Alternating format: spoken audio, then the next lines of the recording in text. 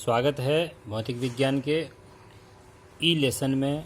मैं हूं Devendra Baghela, lecturer physics, राजकीय उच्च माध्यमिक विद्यालय पचगांव धौलपुर से। आज हमारा पहला टॉपिक विद्युत क्षेत्र पाठ रहेगा। पाठ का प्रथम बिंदु है विद्युत आवेश। जैसा कि आप सभी जानते हैं, आवेश दो प्रकार के होते हैं। एक पहला धन आवेश, दूसरा ऋण आवेश।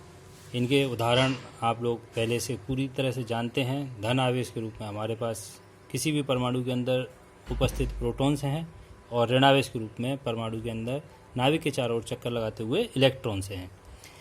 परिभाषा अगर इसकी दी जाए तो किसी द्रव्य पर आवेश एक ऐसा लक्षण है जिसके कारण यह विद्युत एवं चुंबकीय क्षेत्र उत्पन्न करता है या इनका अनुभव करता है। समान प्रकृति के आवेश परस्पर प्रतिकर्षित होते हैं और विपरीत प्रकृति के आवेश परस्पर आकर्षित होते हैं। इसके बाद अगला टॉपिक है आवेशन की विधियां।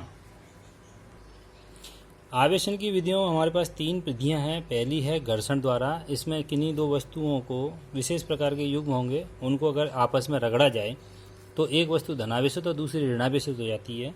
जैसे हमारे पास में उदाहरण है कांच की छड़ और रेशमी कपड़ा। यदि इन दोनों को एक दूसरे से रगड़ते हैं तो कांच की छड़ से कुछ इलेक्ट्रॉन निकल कर रेशमी कपड़े पर चले जाते हैं, जिसके कारण कांच की छड़ धनावेशित और रेशमी कपड़ा ऋणावेशित हो जाता है। इसी प्रकार दूसरा वस्तुओं का युग्म है बिल्ली की खाल और प्लास्टिक की छड़। इस प्रकार के एक और उदाहरण है ऊनी कपड़ा। उसको अगर एम्बर या एबेनाइट की छड़ से, प्लास्टिक या रबड़ से अगर घिसते हैं तो इस प्रकार से घर्षण के द्वारा वो दो वस्तुओं को आवेशित किया जा सकता है। दूसरी विधि है चालन द्वारा। इसमें किसी एक आवेशित वस्तु को किसी अनावेशित वस्तु के संपर्क में ला करके अनावेशित वस्तु को आवेशित किया जा सकता है। इसके लिए यहाँ पर एक धन आवेशित धातु का गोला लिया है। इसको एक अनावेशित धातु के गोले के साथ में संपर्क किया जाता है एक धातु के तार के द्वारा। आवेश की प्रकृति यह है कि वह संपूर्ण क्षेत्रफल पर समान रूप से वितरित हो जाता है। तो यहाँ से जितना भी एक्स्ट्रा आवेश स्पेस मिलने पर इधर की तरफ आकर के फैल जाएगा। फिर कुछ समय के बाद में इस धातु के तार को यदि हटा दिया जाए तो दोनों धातु के गोलों पर आवेश मौजूद रहेगा। इस प्रकार से अनावेशित धातु को हमने आवेशित धातु के रूप में बदला। तीसरी विधि के रूप में हमारे पास प्रेरण द्वारा। इसमें वस्तु को संपर्क में नहीं लाया जाता है। एक आवेशित छड़ है, इसके छड़ के संपर्क में बिल्कुल पास में ही एक उदासीन धातु का गोला लाया जाता है। इसके ऋण आवेश के कारण से यहाँ जो उपलब्ध ऋण आवेश है वह प्रतिकर्षित होकर के दूसरे सिरे पर चला जाएगा। यदि हम इस दूसरे सिरे को भू संपर्कित कर दें तो यह इलेक्ट्रॉन्स या ऋण आवेश भू संपर्क में चला जाएगा, और इस भू संपर्क हटाने के बाद में इस गोले में धन आवेश की अधिकता हो जाएगी। इस छड़ को हटाने के बाद भी यह गोला हमें धनावेशित प्राप्त होगा। इसमें हमने इस आवेशित छड़ को इस उदासीन गोले के संपर्क में नहीं लाए हैं, टच नहीं किया है, और फिर भी इसको आवेशित कर दिया। यह प्रेरण द्वारा आवेशन की विधि है। किसी वस्तु पर आवेश की उपस्थिति का पता करने के लिए यह एक उपकरण काम में लिया जाता है। इसको कहते हैं स्वर्णपत्र विद्युतदर्शी। इसके नाम के पीछे कारण है। इसमें एक कांच की बोतल है।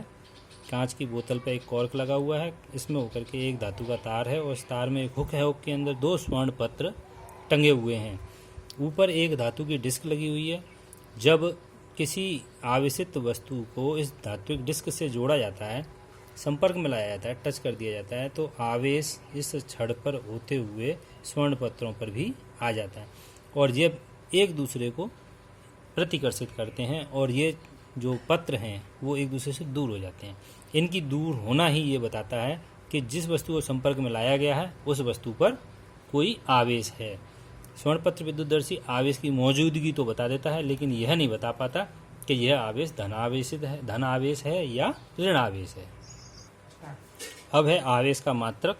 ऐसा ही पद्धति में आवेश का मात्रक कूलाम है। कूलाम को मूल मात्रकों के रूप में लिखा जाएगा तो ये एम्पियर सेकंड होगा। आवेश की विमा m⁻0 L0 T1 और A1। CGS पद्धति में आवेश का मात्रक स्टेट कूलम या फ्रैंकलिन होता है। जब बड़े मात्रक के रूप में कभी काम में लेना हो तो एक अन्य मात्रक फैराडे भी है। एक फैराडे का मान 96,500 कूलम होता है। अब बात आती है आवेशों के गुणधर्म की। अपनी पुस्तक में 4 गुणधर्म दे रखे हैं। पहला है विद्युत आवेशों की योज्यता। आवेश एक अदिश राशि है, किसी भी निकाय पर कुल आवेश कितना होगा इसको पता करने के लिए उस पर उपस्थित सभी आवेशों का बीजगणितीय योग करते हैं। धन आवेशित को धनात्मक के रूप में और ऋण आवेशित को ऋणात्मक के रूप में लेकर के बीजगणितीय योग कर लिया जाता है। दूसरा गुणधर्म है विद्युत आवेशों की निश्चरता। इसका अभिप्राय है कि किसी वस्तु पर आवेश का मान परिवर्तित नहीं होता है, भले ही आवेशित वस्तु या प्रेक्षक दोनों की गति कुछ भी क्यों ना हो। तीसरा है विद्युत आवेशों का संरक्षण। इसके अंदर किसी विलगित निकाय में कुल आवेश सदैव संरक्षित रहता है तथा यह किसी भी प्रक्रिया या अनुक्रिया के संपन्न होने पर भी परिवर्तित नहीं होता है। इसको सरल शब्दों में अगर कहा जाए तो यह है कि आवेश को न तो नष्ट किया जा सकता है और न ही उत्पन्न किया जा सकता है, यह केवल स्थानांतरित हो सकता है। चौथा है आवेश का क्वांटीकरण। आवेश का क्वांटीकरण यह किसी भी वस्तु पर आवेश सदैव इलेक्ट्रॉन के आवेश का पूर्ण गुणज होता है। आवेश का न्यूनतम संभव मान एक इलेक्ट्रॉन पर मौजूद आवेश के बराबर होता है, जो कि 1.6 × 10⁻⁻19 कूलाम के बराबर है। यह आवेश की क्वांटित राशि है। अगला टॉपिक है कूलाम का नियम।